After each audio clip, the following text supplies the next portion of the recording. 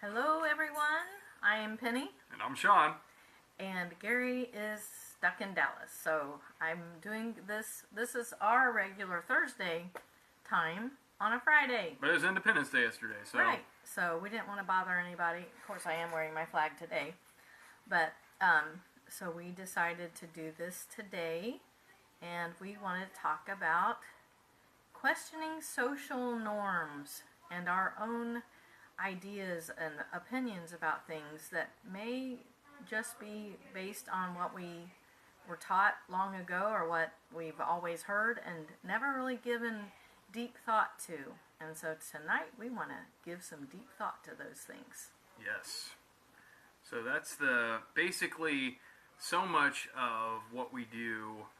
We're coming from a lens, where we've just been programmed to accept that as being the norm and being the way things are.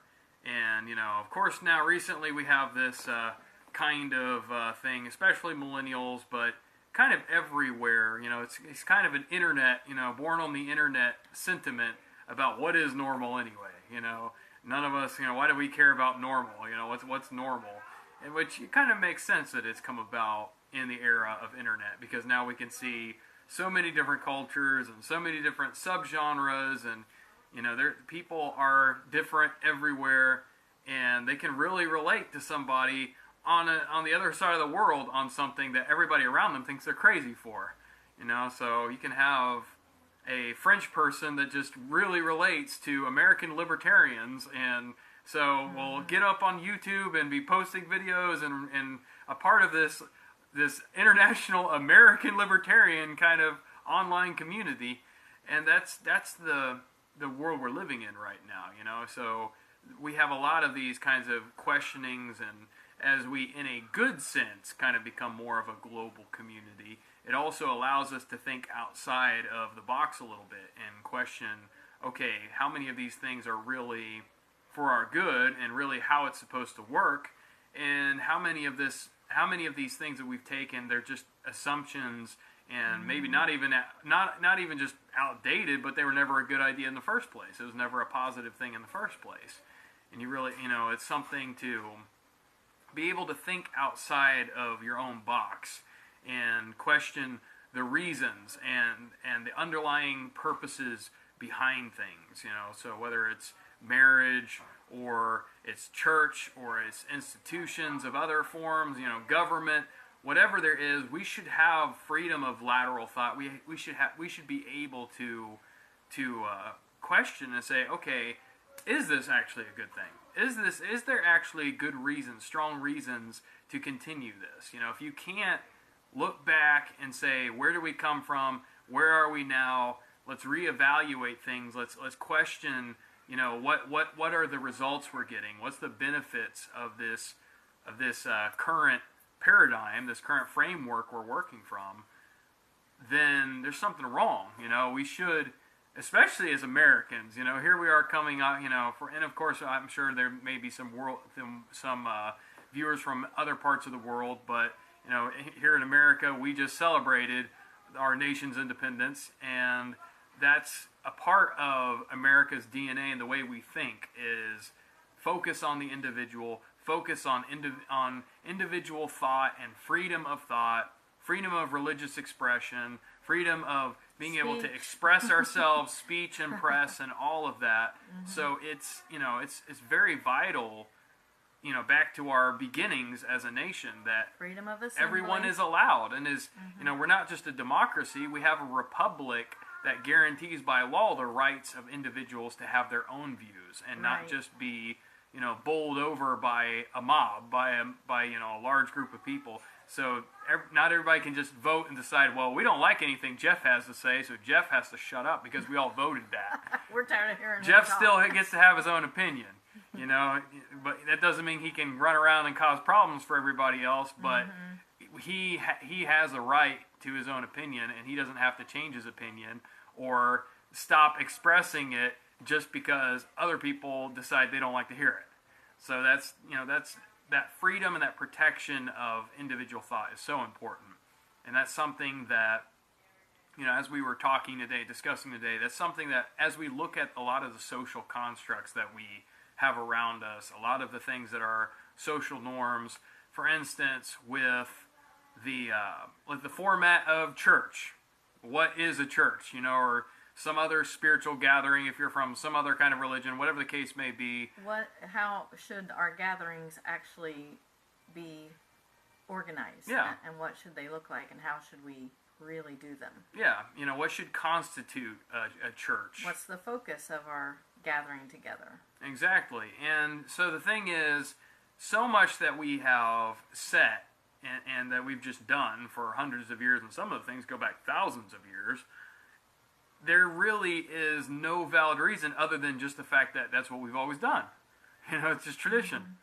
And there is definitely a very extreme emphasis with most of these formats that involves the focus on a core few, the clergy, and all the rest of us are just the laity, and we just sit and we passively observe and maybe, follow cues of rise and sit and so on and so forth. Sing this song now. Yeah, there's no real interaction. There's no, it's all very programmed and very controlled, and the focus remains on the podium, and remains on who's up there, and all the rest of us, we're just, the nameless mass, and whoever's up there, they're the one with a name. They're the one that's important and that's going to get to talk and say what they're going to say. Nothing against anybody that's doing that. That's not that I have a bone or a quarrel to pick on anything, but why is that the widespread and almost only format that we ever see? In all denominations. In pretty much all denominations, Here there's supposed to be some kind of great reformation, but how are we even any different? There's not a lot there, So as we look at things like that and we consider, in the way it was said in the early church, everyone had a psalm, everyone had a prayer, everyone had their thing to contribute. It was very interactive Yeah. and community based, and it was like a family getting together. And Yeah. For most healthy families, it's not like a dictatorship. Family gets together, so everybody's got to sit down and shut up for 2 hours while dad talks or something. That's Or mom. Yeah, or mom. If that's what your family looks like, I'm sorry. I apologize to you on behalf of your parents. You should know that that's not how a family should work. But anyway, that's the kind of thing that we see that needs to be questioned. We need to have some freedom and some room to do things a little differently, and not always look at the same way. Another such thing is like our constant pandering to status and trying to fight and to achieve status all the time, and assert and find position in a ranking kind of system of where we stand. And a part of that is, like, for instance, represented in the church setting, where whoever's up there is the important person, and all of us down here, we're like the subjugated, we're the ones underneath. And that's a really unhealthy way of viewing authority. That's really not what we're taught at all, and that's really not the way that Jesus actually acted in the Bible. And what he actually did, he sat down on the level where they were, and even let the children come up and play all over him. And it was a very different attitude. And as he said, the servant of all, that's what a leader is supposed to be. Whoever's going to be the greatest among you is going to be the servant or the slave to all. Mm-hmm. So the purpose of authority is to build up, not to tear down. It's to actually serve the people that you are assigned to, that are a part of you. They're not under you. You are there to serve them. You're undergirding them. You're supporting mm-hmm. them. It's the other mm-hmm. way around. And even like taking verses like about marriage, for instance, that the man is supposed to be the head of the woman. We listen to that, and as modern thinkers and readers, we kind of cringe, because that kind of sounds like, oh, you're saying the man is supposed to be over the woman and supposed Dominant. To be the boss, and mm-hmm. like, well, I wear the pants in this family, and that's not really what it was saying. See, we have a wrong perception of what headship is. We have a wrong perception about authority altogether. The way we even look at authority is wrong. We think of, like, when we're voting a president in, for instance, and we think of him basically as like a king. Like he can do what he wants with this country. That's really inaccurate. there is a lot of presidential overreach that, this goes back a long time ago, where they've been doing a lot of things for a long time that George Washington never would have done. The executive branch, yeah. Yeah, there's a lot of abuse of the executive branch and authority, but we do a lot of it ourselves, even coming up with words, with adjectives like presidential. Like, really? Like, there's just some kind of special quality. Only special people have this presidential quality. And that totally flies in the face with the idea that really anyone should be able to be the President of the United States. From that kind of point of view, would Abraham Lincoln have been considered presidential? I don't think so. And he's not the only one. Andrew Jackson or any of them, whatever you might think of them, a lot of them did not look presidential. Mm-hmm. So that whole idea, that's right up there with just playing into the same game of aristocracy and royalty and caste system. So we have a messed up view of what authority really even is, what it's for, what power is for, and what authority is for, what rank in that kind of sense is for. So in a lot of ways, I think we need to throw out the rule book about what rank even means. Like, unless you're in the military or a police force, or some kind of branch of government or law enforcement or whatever, rank has no place. It really doesn't. Yeah, because we're not supposed to have a class system No. in our country. That was our founding fathers were trying to avoid that and trying to Yeah. get away from that. And we're not supposed to have a gentry and nobility and a royalty and all of that anymore. Not in this country. Yeah, no, we were absolutely not supposed to have any of that. So that's something that needs to be, understood, and that we need to take and kind of Take it back. take it back. Yeah, Mm-hmm. absolutely. We need to get back our birthright as Americans and how we're supposed to be living. But back to the topic, the headship thing. The way a man is supposed to be the head of the woman is really supposed to mean you are given an authority and a place to serve her. And take care of her. Your role is your primary role is to take care of her. That's what it really means. What it really means isn't, okay, I'm the boss, okay, because I'm the man, Whatever I have the say power, and so goes. this is going to go for me. No, actually, it means that you are supposed to do everything for her. And that doesn't mean that she runs everything either. That doesn't mean she controls things either. There's a give and take there. There's a lot that's there that doesn't have to do with like this entire idea of power struggle. There's not supposed to be a power struggle. No. There's not supposed to be some kind of a balance of who has power over what. A relationship just isn't supposed to work that way in general. But the headship thing is just that for where men are stronger, physically stronger, where we are, operating more with a prefrontal cortex and more on Usually the more logical logical. side. Not saying that women can't use that at all, but No. where that's our strength and we're able to deal with threats in the outside world and deal with the practicalities Usually of, more aggressive. yeah, which you have we're to be. more nurturing. Women are more nurturing Yeah, for the most part. and to be able to secure lineage, to be able to secure a future, a legacy, to have success, you do have to be more aggressive. You do have to be more of a risk taker. You have to be able to put yourself out there more. So that's where primarily men dominate in a lot of fields, and we talk about this inequality of these fields that are dominated. Hi, Rosemary. Oh, hi, Rosemary. Thanks for coming on. Yeah, thanks for coming on.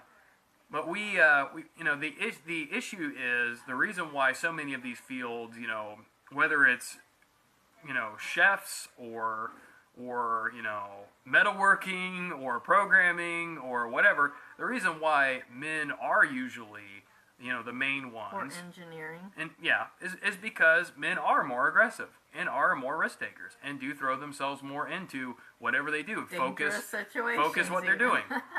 And women, they will live more holistically, and they will, pour a certain amount into something, but then they care about their relationships too, and they care about other things in life too. That's not a bad thing. That's a great thing, especially for keeping families together, especially Keeping for men alive. yeah, absolutely. It's a balancing influence because a lot of men have a tendency to be workaholics. Well, we all have a tendency. That's a masculine tendency to throw ourselves so entirely into something that, we'll even get reckless and push ourselves to a limit that's very dangerous. And that's so that's something that it's a strength that can become a weakness. And so that's where the headship thing comes in, is where men can really do that and be that, and that's great for a family, and that's great for being able to support the family and take care of and protect the woman. And even if you don't believe the Bible, even if you don't believe what that says there, that's just going back to the roots of mankind and our own history, the history of mankind. That's how it has worked. That is how it has functioned well, and how villages and tribes and whatnot have worked. And it's natural. We function really well in that context. Now, has there been abuse of that? Absolutely. Everything's been abused. Everything's been used wrong. So seeing it from the wrong, seeing that concept of men being the head from the wrong perspective, instead of the perspective of being the head, means you're the one who takes care of the family and makes sure that things are taken care of for each member of the family. And everything I do it for you is what men a lot of times in their hearts are thinking. Yeah. Even if the things that they're doing, their wife is going, I wish he'd be home once in a while, and I wish he would talk and handle these kids and things like that. But in his mind, I know from personal experience, he's thinking, I'm doing all this for my family. I'm sacrificing. I'm spending all this time at work for my family so they can have everything they need. If he's a good man. If he's a good man.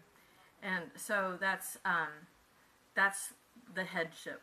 That's what the headship is about. And a lot of times what we have is an issue of where it does become a power struggle, where it does become a battle of the sexes, of men using their aggressive and risk-taking behavior to try to push women under them, and then women trying to use their wiles and trying to seduce and get men to do what they want through manipulation. And that's where we have very unhealthy, balances of, it's a power, and that's really not how relationships are supposed to function. Who's in charge here? Who's wearing the pants? Yeah. And all that. And that's the big issue, is looking at it as who's in charge. And that's really irrelevant, because it should work a lot more based on specialty.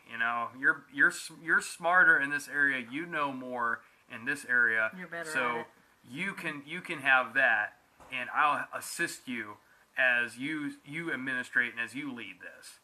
And that's really more how it should be looked at. And in areas where there's equal footing, okay, it's my turn this time, it's your turn next time. It's not that complicated, but we overcomplicate it when we make it that one person has to be in charge, period. I've heard it taught that the man should handle the finances. Just every time across the board, it's always in a marriage, the husband should always handle the finances. But I don't think that's necessarily true. And that doesn't really make sense. Like Proverbs 31 woman, she seemed to have a lot to do with business and seemed to be smart with finances. Some women are really great at handling the finances and the numbers and the spending and all of that. And you can't generalize with these things. You really can't generalize with these things. And that's the thing with the headship thing in general. Again, the issue is that what needs to be understood is that whole headship thing is more of a spiritual, emotional kind of principle of understanding it is your role to take care of her. And knowing I think that women feel secure and supported when they know that that's how their husband thinks and that's what he's doing. And taking leadership does not mean taking command and being the boss and saying what's going to happen. Taking lead, being a leader, which that's what the headship thing is about, is where women don't have the risk-taking and, okay, we need to go ahead and make a decision. That's where the man can step in and say, okay, we're gonna make this decision now because this is what we got to do. And he's looking out for her. That's what it's supposed to be. He's looking out for her best interest. Hi, Vanessa. Hi, Vanessa. I guess we Thank should have you. tagged her in the comment on the video itself, come to think of it. Oh. Yeah, we're still trying to figure out how to actually get everybody on our Let Facebook everybody Lives know here. when we're coming We're on. probably going to start up a subscription, so like where You'll be notified. you'll be able to be notified. Like we'll have a chat bot that'll automatically put it in your DM and say, "All right, we're doing our Facebook Live," and you'll be able to click from there. But yeah, we're going to try something like that. Try to get this a little more coordinated on the social media's part. Or neither of us are media managers, so No. I'm a creator. I'm not really very good at that kind of stuff. Gary calls me media mad mama, but I really. Well, you're good at the relating to people. You're good at connecting and networking and getting all over the place. I love people. It's the. And people love me. Apparently, yeah. I want to get to this little point Go ahead. that we were talking about. Because Mary, you will recognize this book, but this part about. You're right about that. It's horrible at notifying the time. This is kind of related to the headship thing as far as the husband and wife. Some people think that where in Genesis 2:18, where it says, "It is not good for the man to be alone, I will make a helper suitable for him." Some have thought that helper suitable meant that a woman should clean the house, cook the food, and take care of the kids, so the man would be free to do more important things. Yikes!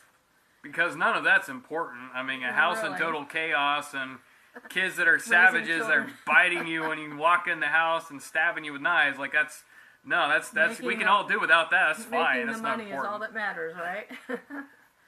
So, this is Linda Heidler, and Chuck Pierce wrote this, and Rosemary's really good friend, and my friend too, Yvonne Hicks, sent this to me, and the real meaning of helper suitable, the picture here is of two people standing together to experience success in life and fight off a common enemy. And Linda says, I think of two warriors standing back to back. And I would much rather see myself as a warrior than the person who does all the dishes and laundry all the time. Two warriors standing back to back so that neither of them has a blind spot or a weak side. That's the biblical picture of helper suitable. And the full concept of the helper suitable is that the woman is one of a pair that works together like a right hand and a left hand. She is the one best suited to stand with you in resisting the enemy. The helper suitable God brought to Adam was not created to wash his clothes and fix his meals. She was created to come to his aid in battle. She would make the difference in him overcoming the enemy or being overcome. And I know that has been the case for me and Gary many times. One will fight when the other's down, and sometimes I'm the one who has to fight for him spiritually. And I just really love the way Linda put that and explains what it means by helper suitable. Instead of help meet or help mate, meaning whatever he, the man, the husband, has in mind to do, the little wifey has to do whatever it takes to enable him to accomplish his purposes, and the little wifey has no purposes of her own other than what the husband is about. And so I just really thought that was a really good description and definition of that. One of the things I liked that Paul said was submit to one another. Right. So that whole concept, that kind of changes your idea of what submission is. Like what is that submission that Paul's talking about? You know, he's not talking about one person being in control and the other person not being in control.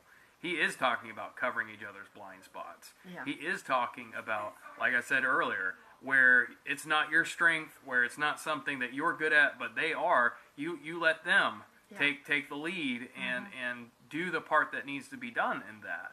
So Submitting to one another is being kind and letting the other person say what they want to say and taking in all of their opinions and their ideas, and just being kind and letting the other person talk. And that's how I see submitting to one another. it's collaboration, and it's having the willingness to negotiate, and instead of just, well, I want to do it this way and I see it this way, well, let's incorporate our ideas together. Let's work this stuff together. You know, like, it doesn't just have to be the story as I direct it and as I see fit, or as you direct and as you see fit. We can collaborate. We can write together. We can meld our styles, and that's what relationships are supposed to be like anyway. That's There what should teamwork. be a give and take. Yeah, Yeah. there absolutely should be. And in some ways, in many ways, it's not mutually exclusive. It's not like either you're going to say this is what it is, or I'm going to say this is what it is. In so many cases, we can actually, if we're actually using our creativity, if we're actually trying, we can actually take our ideas and combine them. We can actually take our emphasis, each of what we're individually offering, and bring it together. We're supposed to be complementary to each other, completing. Yeah. Absolutely. And so that's something that's just so important. So back to the, what the whole topic is about, that whole concept that we have of what authority even is and what headship even is. And Submission. So many of these key words and the way that we view things, we need to question them. We need to take a second look. We need to get out of the way that we've just thought of it, because that's how we assume it is in church, and that's how it kind of plays out in society at large. In marriage. Yeah, a very big component of that all too is of the mystical nature of life, where so many people these days, partly because we're in an age of skepticism, and actually that we were in the age of skepticism at this point, that age is kind of dying, and a lot of things are moving back towards the spiritualism and moving back towards more mysticism, but we're coming fresh out of that, and so that did have a big impact. That really messed with a lot of things socially, but it was actually prepared for before that even happened by taking away the mystical and making that abnormal, to where only special people have mystical experiences. Only special people are allowed to hear from God, or have dreams that are actually meaningful, or whatever. And that's really a problem, because this used to be very constant for humanity. People took dreams seriously. Not even just the Jews or the early Christians or whatever. Everyone, the world was taking these things seriously. The pagan kings had dreams, and they knew that it meant something, and they found out the interpretation. They went to extreme measures to find out what that dream meant. Yeah, and and it affected their nation. Yeah, absolutely. And then on the Christian side, Paul was talking about how he wanted them to really pursue the gift of prophecy, especially that was something that we can all prophesy. Eagerly desire. And he said, go after that most of all. So it was normal at that time to have encounters with angels, to have angels show up. It was normal. To bring messages, because God wanted to deliver this message, wanted you to really get it. Yeah, like the maid that saw Peter, they all had an easier time believing that Peter's angel showed up. Because they were used to angels. They had a hard time believing that God actually intervened and opened up a prison gate for him and let him out.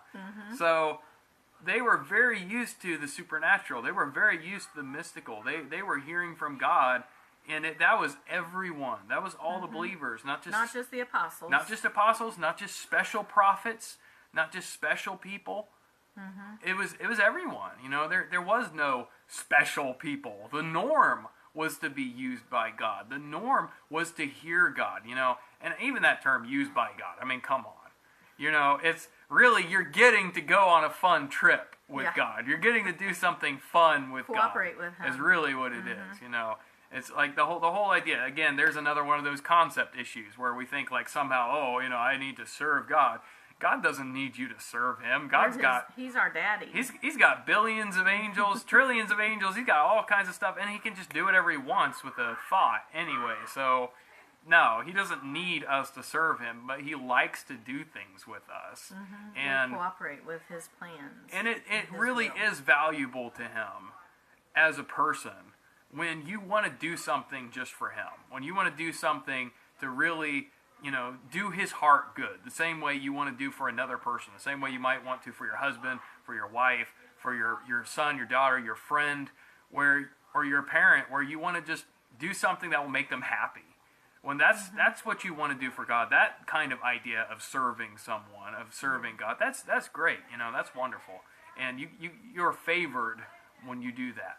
But And when you prophesy to someone, you are helping them. You are helping them know God's will and confirming what they think God is saying. And prophecy is a wonderful thing. Yeah, tapping into what is really in the realm beyond this one is something we're made to do. It's something we're supposed to do. It should be normal. Every believer. It should be absolutely normal. Mm-hmm. It's not something that the norm should not be not hearing from God, especially for Christians. Mm-hmm. And so we've got to challenge that. And instead of just being like, well, some people hear from God, and some people they're the pastor or the prophet or whatever, and it's their job to hear. And well, that's great for them over there. We view it as this auxiliary thing. It should be normal. We have the Bible, and that's all we need. But that's where that came from. That could have never come into existence if people were all just hearing from God. Like they're gonna be like, yeah, right. What are you talking about? We all hear from God. It's easy to bring in the idea that God never speaks anymore. It's easy to bring in the idea that the mystical has no place, and we have the Bible, and that's it. It's easy to say things like that in a culture where only a few are even given the reputation of hearing from God, where only a few are allowed to be mystical. Have that office. Yeah. Office of the prophet. Yeah. So that's a big issue, and we got to change some of these things that are considered norms in society. Yeah, if you really read the New Testament, there is so much prophetic and so much spiritual stuff that went on with people other than just the apostles even. So it's for us. The Bible tells us we would do greater things even than Jesus did when he was on the earth. And we're supposed to pursue that and not just live in the ordinary and the just what we can see with our eyes and the secular and the natural and all of that. There's more to this life that God has for believers. Absolutely. And then another thing, a big thing that we've got to really consider, we've got to really, as Christians or as a student at a university or, any of these positions where you put yourself in a place of kind of, being humbled under someone else's teaching and listening, and taking in what someone else is saying, how things ought to be and how things are done. We really need to consider how what we take in can be completely opposite to what we're living. And where we can become conflicted inside without knowing it because we're believing two things that are opposite to each other. And we can say one thing and think one thing and do the opposite in our real given life. Context, compartmentalization, and and just not even be aware of it. Like we can think that it's we should be hearing from God or whatever, and yet live our daily lives not trying to listen, not trying to get close. We can go to church on Sunday morning and agree that we should love each other and of course we should whoever was to be the greatest should be the slave to all. Oh, what a heavenly thought. And then go back to our lives and boss and push people around and fight for status and playing the same games. And are we believing one or the other more? I would argue the problem is that we're believing both, and you really have you and need not to really facing that, not facing that fact. That. Yeah, we've really got to consider: are we living up to our values? Are we in conflict in our values? How much of the way we're living and what we're prioritizing and the fundamental, the MO, the modus operandi, the fundamental things that we are having drive our behavior and drive the direction that we take in life, is it in conflict? And is it actually in alignment with the vision that we have for our own lives, for who we really want to be, and for who God really called us to be? That's a question that you've got to ask yourself, and that you've got to take time and really drill down and say, okay, this is what we have taught and what we have said, but am I even practicing that? And is it even valid to practice? Like, question those things. Just because they say this is what you're supposed to do doesn't mean it's what you're supposed to do. Just because in church it's said that this is how we ought to do things doesn't mean that's how we ought to do things. We have to use our discernment, and we have to actually take time and separate out between good and evil. It's necessary, it's important to really take the time and reassess our lives and reevaluate our own core values, and just take time to make sure that whatever we're listening to and that we're taking in and we're agreeing with, that it really does line up with our core values, and it really is what we're practicing in actual life. That we're not being schizophrenic. We're not being divided in different areas and aspects of life. Discernment. Yes, that's a key really word. Important. And it is a responsibility on the individual to exercise discernment. It is. That's another norm we've got to take that away. There's too much of this idea, this culture of bureaucracy, that we trust experts, that we trust somebody else to tell us whether something is good or not, whether something is right or safe or not, and we're looking for somebody who's qualified, and that just doesn't work. That works great on paper, but it doesn't work great in real life. We are, at the end of the day, that's what the old concept of common sense was really about, that you've got to be able to reason things and have a sense about things yourself. And it wasn't about conventional wisdom. It was about being able to see at the end of the day what's practical here and what's working and what isn't working, being able to apply it in your own situation. Experts can know a whole lot of stuff that's all false and it's not correct. And so if you are relying on an expert that comes from a worldview that's opposite of yours, and their ideas and their solutions are like not godly, not biblical, not what you think is correct, then the expert is wrong. And you're in a conflict. You're in an internal conflict. Something has to change, in that context. And it can even be with somebody that does, see the same things as you do and generally agree. But their situation is not your situation. Their life is not your life. They can't give you advice as if they have walked a mile in your shoes. They can't do it. Nobody can. The best anyone can do is try to give you some kind of guidance based on their experience, but they don't know your experience. So they even have to trust you to have discernment for yourself about what they're telling you, if they really want what's best for you.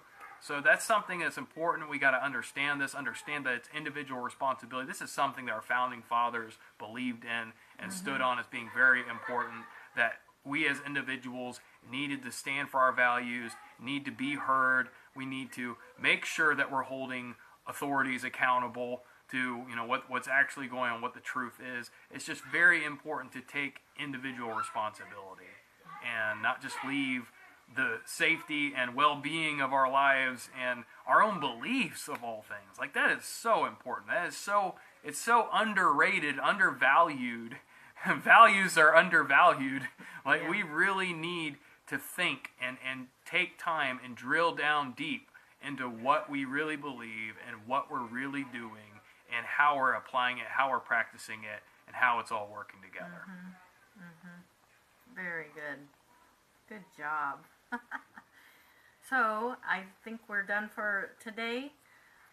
Gary had to stay and work because he had the 4th of July off, and whether he wanted it or not. And so next Friday, hopefully, he will be back. And next Thursday, Sean and I will have our regular scheduled session. And thank you all for joining. It was so good to have the thumbs ups and the hearts and everything. And I love the interactions. Yeah. So, everybody, we love you. If you have any prayer requests, if you have anything you want to say to us, make sure you message me at my page or here at Changed by Love, or Sean at How to Be an Internal Success. Yeah, my page is How to Be an Internal Success, and it's like at Sean Cameron D if you use the, whatever the Facebook system is. But yeah, and of course you can feel free to DM us on these things at any time, and put comments. If you're what would they call it? Review watching? Replay. If you're a replay viewer, you can comment after the replay, and we'll definitely be glad to answer and get back to you. And we're here for you. Yep. All right. Thank you, Vanessa. And we will see you next time. Bye-bye. Bye.